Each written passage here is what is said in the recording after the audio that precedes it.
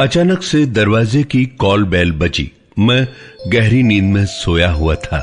फिर से call bell की आवाज सुनकर मेरी आंख खुल गई। बाजू में ही रखी टेबल घड़ी में देखा तो रात के 2 बज रहे थे। इतनी रात को कौन दस्तक दे सकता है? दिमाग ना चाहते हुए भी एक वजूद कायम करने में लगा हुआ था। धड़कन अब मेरी तेज होती जा रही थी। अब मेरी धड़कन की आवाज स्पष्ट मेरे कानों में सुनाई देने लगी थी। दिल ने भी अपनी तेज गति से पंप करके पूरे जहन में डर की हवा भरने की कोई कसर नहीं छोड़ी थी। काफी हिम्मत करने के बाद मैं उस दरवाजे के पास पहुंचा। इतनी रात को किसी अजनबी ने दस्तक दिया था।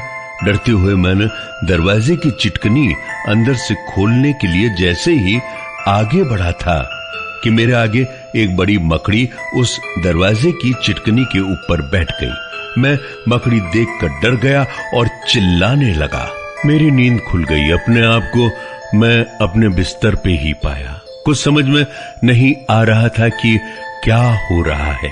मैं हफ्ते भर से रोज रात को मकड़ी के बारे में ही सपना देख रहा था और आज 7 दिन से मैं मकड़ी से इतना डरने लगा कि सोते जागते बस उसी का डर लगता था।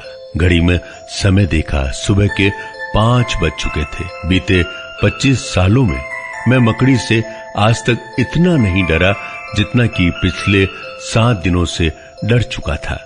मुश्किल से दीपावली के 2 दिन बचे हुए थे। सुबह से ही मौसम का मिजाज कुछ बदला बदला सा दिख रहा था। बेमौसम ये बारिश एक बहुत बड़ी साजिश से कम नहीं थी। ये भी एक पहेली ही थी। मैं दिन भर अपने घर के ही काम में लगा रहा। आज शाम दीपावली के लिए सामान, मिठाई और पटाखे लेने के लिए बाजार गया था और उधर से ही मुझे रेलवे जंक्शन भी जाना था। मेरे एक बड़े भाई के दोस्त रवि आज 5 घंटे के लिए मेरे शहर आने वाले थे। रवि का ये दूसरा दौरा था। करीब 1 सप्ताह पहले भी वो 5 घंटे के लिए मेरे घर पे आया था। पिछली दफा रवि कुछ सामान मेरे घर में ही छोड़ गया था। मैं खुश था कि उनका सामान मैं उनको आज लौटा भी दूंगा। शाम 5 बजे उनकी गाड़ी आने वाली थी और फिर 10 बजे उन्हें वापस गाड़ी को पकड़ना था। मैं गाड़ी आने से 10 मिनट पहले ही स्टेशन पहुंच चुका था। रवि का छूटा हुआ सामान मेरी जेब में ही रखा हुआ था। गाड़ी समय से आ चुकी थी। 10 मिनट में ही सारे पैसेंजर स्टेशन को खाली कर गए थे, मगर रवि कहीं नजर नहीं आ रहा था। काफी इधर उधर देखने के बाद भी रवि नहीं दिखा। मैंने अपने भाई को कॉल लगाने ही जा रहा था कि किसी ने मेरे कंधे पे हाथ रखा और कहा, एक्सक्यूज मी, कहीं आप रवि को तो नहीं ढूंढ रहे? मैं अपना फोन काटते हुए पीछे की तरफ मुड़ा। मैं हक्का बक्का रह गया। वो कोई और ही आदमी था। मुझे कुछ भी समझ नहीं आ रहा था। उसने कहा, मैं ही रवि हूँ। उनकी बात सुनकर अब तो मेरी हवाएं उड़ने लगी थी। अगर ये रवि है तो फिर हफ्ते भर पहले जो आया था वो फिर कौन था? दिल और दिमाग इस दुविधा में लगा हुआ था कि अचानक उस अजनबी ने कहा, मैं पहली दफा इस शहर में आया हूँ। आपके बड़े भाई साहब ने आपके बारे में बताया था, इसीलिए मैंने आपको तकलीफ दी। मेरी ट्रेन रात 10 बजे फिर इसी स्टेशन से जाएगी। मैं उनकी बात कुछ भी गौर से नहीं सुन पा रहा था। बार बार मेरे दिमाग इसी उधेड़-बुन में लगा हुआ था कि आखिर दोनों मेरे लिए आज अजनबी ही बने हुए थे। ये अगर रवि है तो वो अजनबी कौन था? अगर वो रवि था तो ये अजनबी कौन है? दिमाग दोनों पहलुओं में जाकर सोच रहा था। उनके सामने अपने बड़े भाई को कॉल करना भी मुझे ठीक नहीं लग रहा था। अगर यही रवि निकल गया तो बड़े भाई साहब को ये पूछना ठीक नहीं लगेगा। मैं चुपचाप उनको लेकर अपने घर के लिए रवाना हो गया। घड़ी देखी तो 5:30 बज चुके थे। दिमाग दिल को यही समझा रहा था कि 4 घंटे की ही तो बात है, फिर तो ये चला ही जाएगा। ये सोचते सोचते कब मैं घर भी पहुंच गया मुझे पता ही नहीं चला। आज मैं किसी और अजनबी के साथ था। दरवाजे का 2 बार कॉल बेल बजने के बाद मेरी पत्नी ने अंदर से दरवाजा खोला। मैंने अपनी वाइफ का परिचय उस अजनबी से, ये रवि है, बड़े भैया के दोस्त, ये बताकर कराया। मेरी पत्नी प्रश्नवाचक चेहरे को लिए रवि को प्रणाम किया। अब तो उसे भी ये समझ में नहीं आ रहा था कि हफ्ते भर पहले फिर वो रवि कौन था। मैंने रवि को एक रूम में ले जाकर उसे फ्रेश होने को कहा और मैं अपनी पत्नी के पास चला आया। अब तो मेरी सुनने की बारी थी। मेरी पत्नी ने अभी कुछ भी नहीं सुनाया क्योंकि पूजा करने का शुभ मुहूर्त निकला जा रहा था। पूजा करने के बाद आरती हुई। उस आरती में वो अजनबी भी शामिल हुआ था। प्रसाद का लड्डू में से एक लड्डू मैंने उनके हाथ में दिया। लड्डू उनके हाथ में देते ही मेरी नजर उनकी उंगली पे गई। ठीक उसी तरह की अंगूठी जो हफ्ते भर पहले उस अजनबी ने छोड़ी थी, जो कि अब भी मेरी जेब में पड़ी हुई थी। वो अजनबी भी ठीक वैसी ही अंगूठी पहने हुए था। अब तो मेरी समझ के परे ये घटना घट रही थी। रवि और ये अजनबी, और दोनों के पास एक जैसी ही अंगूठी। ये इत्तेफाक नहीं हो सकता, कुछ न कुछ लिंक जरूर ही था इस अंगूठी से। इन दोनों का खाना तैयार हो चुका था। मेरी पत्नी ने हम दोनों को खाना खिलाया। चूंकि ऑटो वाले को मैंने पहले ही बोल रखा था कि वो रात 9 बजे आ जाए ताकि रवि 10 बजे वाली गाड़ी वक्त से पहले पहुंचकर पकड़ सके। खाना खाते खाते 8 से ऊपर का समय हो चुका था। खाना खाने के बाद वो अजनबी ने थोड़ी देर आराम किया, फिर वो तैयार होने लगा। करीब 9 बजे ऑटो घर के बाहर खड़ा हो चुका था। मैं और मेरी पत्नी उनको प्रणाम कर उन्हें ऑटो में बैठा दिया। ऑटो वाले को मैंने कह दिया था कि पैसे नहीं लेने, वो कल सुबह मेरे से आकर पैसे ले ले। उनके जाते ही मेरी पत्नी ने कहा, आज तो मैं कुछ नहीं कहूंगी, कल सुबह मैं इस मामले में आपसे बात करूंगी। ये बोलकर वो सोने चली गई। मैं थोड़ी देर सोचता रहा। अपने जेब से अंगूठी निकालकर अपने हाथ की उंगली में पहन लिया। थोड़ी ही देर बाद मैं भी सोने चला गया। अचानक से फिर कॉल बेल बजा। मेरी नींद खुल गई। मैं फिर दरवाजे की तरफ बढ़ा। कॉल बेल फिर से बजा। अब की बार मुझे वो मकड़ी नहीं दिखाई थी। मैंने दरवाजे की चिटकनी को खोला। सामने एक साधु बाबा, बड़ी दाढ़ी और बाल बड़े हुए, एक हाथ में कमंडल और एक हाथ में त्रिशूल लिए। उस बाबा ने कहा, अलक निरंजन। मुझे कुछ समझ में नहीं आ रहा था। बच्चा, ये अभिशप्त अंगूठी है। तू अब बहुत बड़े जाल में फंस चुका है। ये सुनते ही मेरी नींद खुल गई। रात के 3 बजे थे। मैं फिर से सपना ही देख रहा था। अब तो इस पहेली में मैं पूरी तरह से उलझ चुका था। मैं दूसरे रूम में जाकर वहां की लाइट जलाई। अपनी वो अंगूठी को निकालकर गौर से देखने लगा। एक नीले रंग का पत्थर जो कि पारभासी की तरह था, उनके पेज पे बैठाया गया था। मैं उस पेज को कोशिश करके खोलने लगा। पेज खुलते ही वो नीले रंग का पत्थर बाहर निकल गया। मैंने एक लेंस लगाकर गौर से उस नीले पत्थर को लाइट की मौजूदगी में देखने लगा। उसे देखकर तो अब मेरी हवाएं ही उड़ रही थी। उस नीले पत्थर के अंदर 3 सुनहली मकड़ी की आकृतियां बनी हुई थी। उस अंगूठी के नीले रंग के पत्थर में 3 सुनहली रंग की मकड़ियों की आकृति देखकर मेरे दिमाग के होश उड़ रहे थे।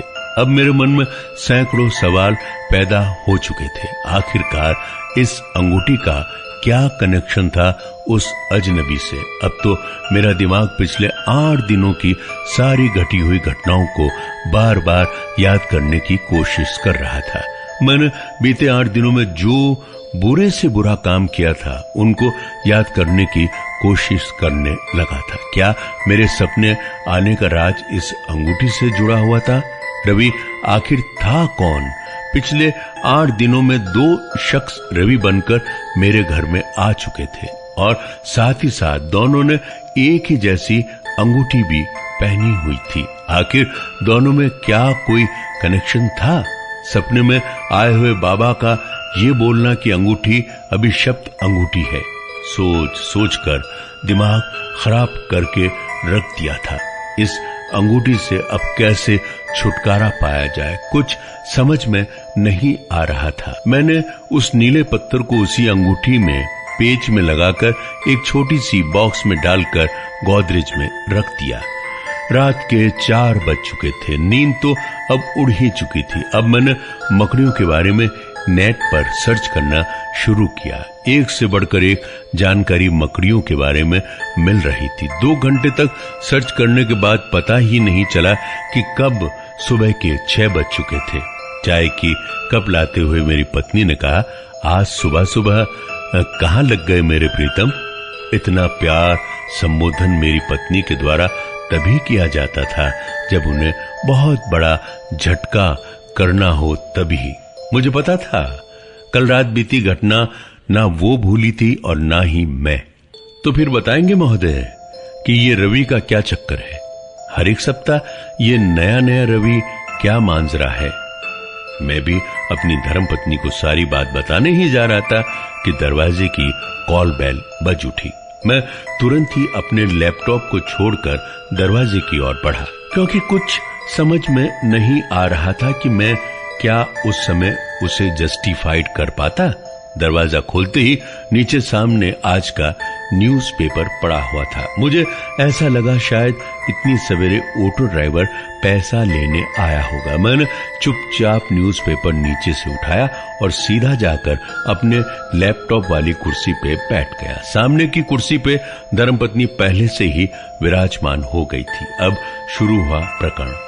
वो जो रात को एक अजनबी आया था वो रवि कैसे हो गया, जबकि पिछले ही हफ्ता रवि बनकर कोई और आया था। मैंने अपनी धर्मपत्नी को बात बताना शुरू किया। मैंने उसे अब तक अपने साथ घट रहे सपने के बारे में भी कुछ नहीं बताया था। जब मैंने अंगूठी वाली बात उनको बताई तो अब वो विश्वास ही नहीं कर रही थी। आज बीती रात सपने में आए साधु के बारे में भी बताया तो उसे मजाक में सारी बात को टाल दिया। मैंने उसे ये भी कहा जो पिछली दफा रवि ने जिस प्रकार की अंगूठी हमारे यहाँ छोड़कर गया था, ठीक उसी प्रकार की अंगूठी ये रवि भी कल रात भी पहना हुआ था। मैंने तुरंत ही वो बॉक्स में रखी हुई अंगूठी को निकालकर दिखाया। अंगूठी में उसी सुनहली मकड़ियों की आकृतियां लेंस के सहारे मैंने अपनी पत्नी को दिखाया। मेरी धर्मपत्नी कुछ बातें तो मान रही थी, लेकिन कुछ बातें एकदम ही नहीं मान रही थी। उन्हें यह लग रहा था कि मैं उन्हें डराने के लिए नए नए तरीके अपना रहा हूं। चाय पीते पीते अब मैं अखबार अपने हाथ में पढ़ने के लिए ले चुका था। न्यूज़पेपर का फ्रंट पेज पढ़ते ही हवाएं उड़ने लगी थी, क्योंकि ये खबर मुझसे ही जुड़ी हुई थी। कल रात जो ऑटो ड्राइवर उस अजनबी रवि को छोड़ने रेलवे स्टेशन गया था, उसका कल रात एक्सीडेंट हो गया था। एक्सीडेंट का जो टाइम था 9 से 10 के बीच का ही था। अब तो मेरा दिमाग खराब हो रहा था। वो अजनबी कौन था, कहां था, कैसा था, अब तक कुछ भी नहीं पता था। मैंने तुरंत ही अपनी धर्मपत्नी को कहा, भाग्यवान मैं वापस आता हूं, कुछ बाहर से लाना है तो बोलो, सब्जी वगैरह। धर्मपत्नी को कुछ समझ में नहीं आया कि अचानक से इस तरह मूड चेंज होते नहीं देखा था। वो भी अपने चेहरे पे एक अलग ही भाव बनाती हुई बोली, थोड़ी कच्ची पकी हुई लाल हरी मिर्च लेते आइएगा मेरे प्रीतम। 5 मिनट में मैं तैयार होकर अस्पताल का पता नोट करके अपने घर से निकल चुका था। रास्ते में ही वो सड़क के किनारे वो ऑटो भी लगी हुई थी जिस ऑटो का कल रात में एक्सीडेंट हुआ था। मैंने थोड़ी देर वहां उतरकर गौर से देखा। उस ऑटो को चारों तरफ से एक येलो पट्टी के घेरे में रखा गया था। पुलिस के द्वारा ही वो पट्टी का घेरा बनाया गया था। स्टेशन जाने के दौरान ही ये एक्सीडेंट हुआ था ना, कि स्टेशन से लौटने के दौरान। अब तो दिमाग और भी खराब हो रहा था। वो अजनबी रवि वो कहाँ था? दिमाग में बहुत सारे प्रश्न तैयार हो चुके थे। थोड़ी ही देर में मैं वहां से निकलकर अस्पताल पहुंच गया। अस्पताल के रिसेप्शन काउंटर पे मैंने महेश ऑटो ड्राइवर के बारे में पूछा, जो कल रात यहाँ पर एक्सीडेंट के कारण एडमिट हुआ है। रिसेप्शन काउंटर पे बैठी महिला ने कहा, रूम नंबर 9, सीधे से जाकर लेफ्ट में। मैं तुरंत ही वहां से निकलकर रूम नंबर 9 के लिए निकल पड़ा। रूम के सामने उस ऑटो वाले के सगे संबंधी बैठे हुए थे। चूंकि उस ऑटो वाले से मेरा पारिवारिक रिश्ता बना हुआ था, मुझे देखते ही उनकी पत्नी रोने लगी। मैं उनको चुप कराता, उनको ढढ़ास बढ़ाता हुआ रूम नंबर 9 के अंदर जाने लगा। ऑक्सीजन की पाइप नाक में लगी हुई थी। मैं जाकर उनकी बगल में खड़ा हो गया। उस ऑटो वाले को देखकर दिमाग में खलबली मच गई थी। उनके हाथ के एक उंगली में वही अंगूठी थी जो अंगूठी कल रात उस अजनबी ने पहन रखी थी। ये पहली अब समझ के बाहर चल रही थी। आखिर ऐसा क्या हो रहा था?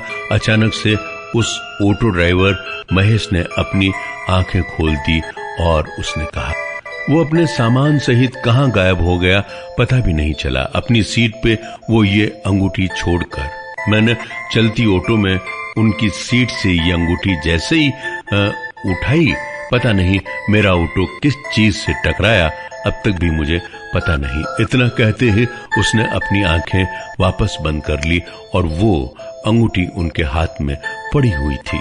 उसे देखकर तो ऐसा ही लग रहा था कि वो कितने दिनों से बेहोश पड़ा हुआ है।